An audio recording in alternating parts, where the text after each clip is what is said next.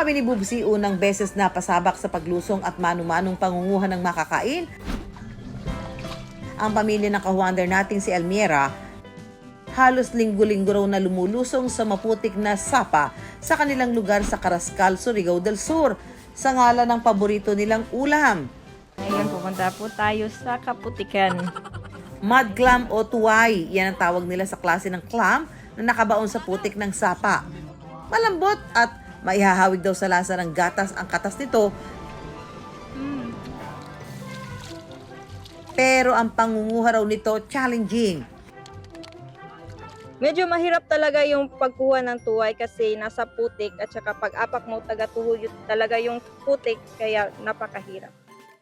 Ang pagkain daw ng tuway, turo sa kanila ng kanyang nanay na si Alma.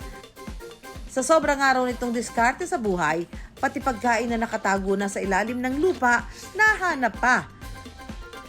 Kaya naman Elmiera at Nanay Alma, isama niyo kami sa pangunguha ng tuway.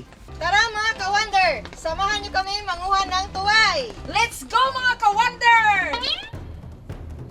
Ihanda lang daw ang lalagyan ng tuway at ang kamay para sa panghalukay.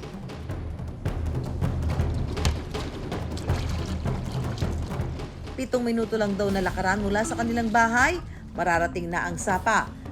Pero dahil maulan ang panahon, imbis na putik lang ang kalaban sa pangunguha, pati ang tubig sa sapa tumaas na.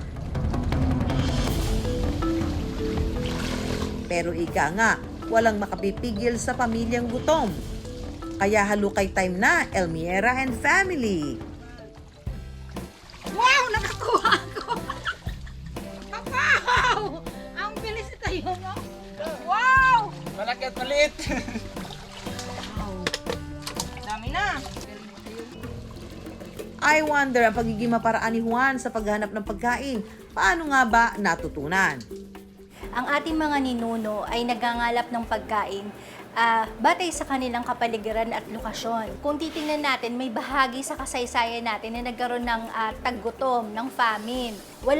Hindi sapat no, yung mapagkukunan ng pagkain. So, syempre, dahil nga survival, nature yan ng mga tao. So, kailangan maghanap no, ng maaaring kainin. Aba, mukhang nakarami na sina Elmiera, kaya diretso na sila sa ilog para hugasan ang mga nakuha.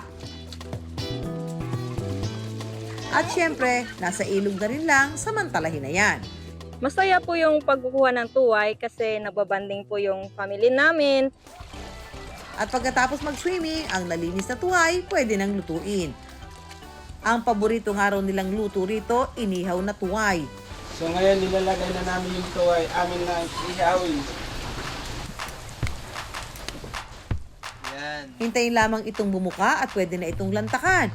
Siyempre, mas masarap yan kung may sausawan. Simulan na ang kainan. Sarap! Yummy. Ano man ang pagkaing nakahain, gaano man ka-challenging hanapin o lutuin, mas sumasarap kapag ang pamilya sama-samang kumakain.